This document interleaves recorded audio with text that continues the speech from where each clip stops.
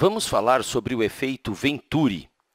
Ele tem que acontecer com água ou outro fluido passando por um tubo, como este aqui, por exemplo. Vamos supor que a água fluindo por aqui, e quando ela encontra uma constrição, o que vai acontecer aqui? A água vai continuar fluindo por aqui, mas ela vai fluir mais rapidamente do que como ela vinha antes fluindo. Para entender por quê, vamos analisar o seguinte. Vamos tomar, por exemplo, esta seção transversal aqui do tubo e vamos considerar todo o volume de água que está aqui nesta região do tubo. Todo esse volume de água vai passar por esta parte do tubo, digamos, em 1 segundo. Então, a porção de água que estava entrando nesta seção transversal vai sair por esta, gastando 1 segundo para atravessar. Existe uma lei da física que explica que a mesma massa de fluido que passou aqui nessa seção transversal no intervalo de tempo deve passar esta outra seção transversal no mesmo intervalo de tempo. Isso é razoável porque, se não fosse assim, para onde que iria parte da massa? Somente se o tubo se quebrasse e a massa pudesse escapar. Para garantir que a mesma massa de água que passou por essa seção transversal passe por essa seção transversal menor no mesmo intervalo de tempo, é necessário que a velocidade da água aqui na constrição, no estrangulamento, seja maior. Então, em suma, todo esse volume que passou aqui em 1 segundo vai passar aqui em, por exemplo, 1/4 de 1 segundo, em menos tempo, para garantir que a massa de água que passa pela seção transversal maior seja igual à que passa pela seção transversal menor no mesmo intervalo de tempo. Em outras palavras, a razão entre o volume e o tempo em um certo ponto do tubo tem que ser igual à razão entre o volume e o tempo em um outro ponto do tubo, aqui, por exemplo, antes da constrição e aqui na constrição. Ou seja, a taxa do fluxo de volume em uma região do tubo tem que ser igual à taxa do fluxo de volume em outra região do tubo, porque toda essa água tem que ir para algum lugar, ela não pode simplesmente desaparecer, e também porque a água é incompressível, a densidade dela não muda. Tudo isso significa, então, que a velocidade da água é maior, ela vai mais rapidamente na região do estrangulamento. E por que nós nos importamos com o fato de que aqui ela tem maior velocidade? Porque maior velocidade significa menor pressão, e isso tem consequências importantes. Mas primeiro vamos relembrar por que maior velocidade do fluido significa menor pressão.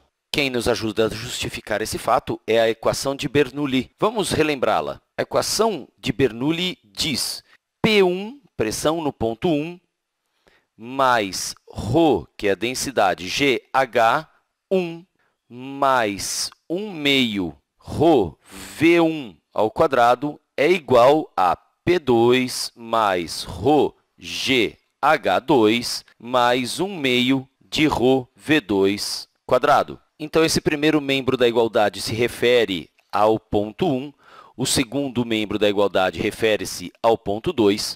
Vamos estudar agora um pouquinho mais aqui. Primeiro, vamos considerar que o ponto 1 e o ponto 2 estão à mesma altura. Esta parte da equação que envolve o H1 e esta que envolve o H2, como H1 e H2 são iguais, vamos considerar, elas se cancelam. Bem, nós temos uma certa pressão P1 aqui, e aqui no ponto 1 o fluido tem uma certa velocidade V1, e aqui existe uma certa pressão P2 e o fluxo tem uma velocidade V2. Nós já sabemos que V2 é maior do que V1. Todo este membro é igual a todo este membro. Se o V2 aumenta em relação ao V1, para que toda esta soma permaneça igual à soma anterior, o P2 deve diminuir. Ou seja, onde a velocidade do fluido é maior, a pressão dele é menor. Esta ideia é o que chamamos de princípio de Bernoulli.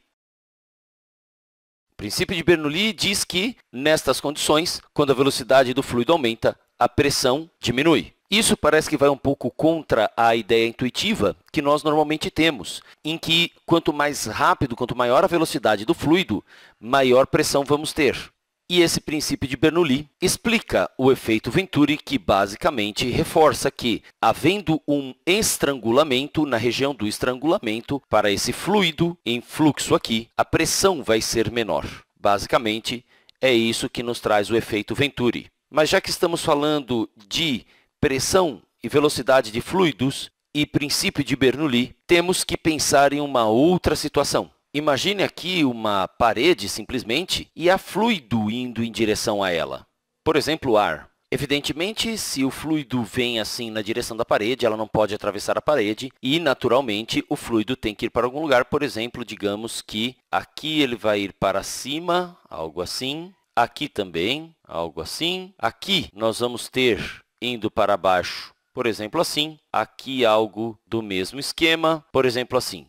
Mas esta linha aqui mostra o fluido vindo e ficando preso aqui na parede. Ou seja, aqui ele fica sem movimento. Vamos olhar um pouco para a equação de Bernoulli e ver o que é que nós temos em relação a isso. Vou tomar dois pontos, digamos que aqui seja o ponto 1 e aqui justamente onde há o fluido preso, ponto 2. Aqui está a equação de Bernoulli. Considerando que o ponto 1 e o ponto 2 estão à mesma altura em relação ao referencial, então esta parcela anula esta. Temos o fato de que V2, a velocidade do fluido no ponto 2, é zero, porque ele está preso, ele não está se movendo, então aqui a velocidade é zero, e essa parcela também vai ser anulada. O que nos sobra aqui é o fato de que a pressão P2, que normalmente é chamada de pressão de estagnação, é igual a P1 mais 1/2 ρ V1 quadrado.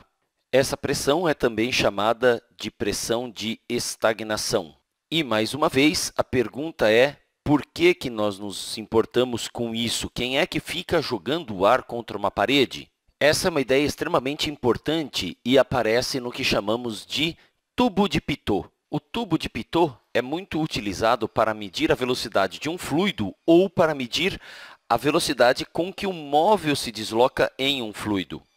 Por exemplo, para medir a velocidade de um avião no ar.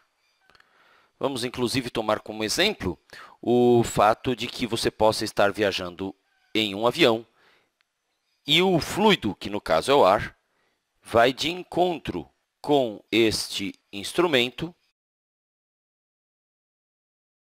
Esta parte aberta do tubo, naturalmente, vai permitir a entrada de ar, mas, entretanto, ela é bloqueada aqui no final. Ou seja, vai haver ar até aqui, só que o ar que entra não tem como sair, não pode estabelecer um fluxo. Em outras palavras, ele está estagnado. O fluido entra aqui, mas não tem por onde sair. Então, ele não se move. Acima há uma outra câmara, e este orifício fica numa direção perpendicular ao fluxo do fluido, do ar, no caso do avião.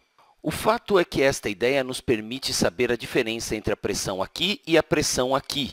Se eu tivesse aqui, por exemplo, uma membrana separando as duas câmaras, aqui eu tenho um ponto com uma pressão um pouco maior do que aqui. Então, se houvesse uma membrana aqui, ela seria levemente empurrada para a direita. Essa membrana, então, indicaria a diferença de pressão entre esses dois pontos. Este ponto aqui estaria medindo a pressão daqui, e este outro ponto aqui estaria medindo a pressão aqui. Então, matematicamente, qual é a relação que existe ali? Nós sabemos que aqui nós temos a pressão de estagnação, porque não há movimento do ar, a velocidade aqui é zero.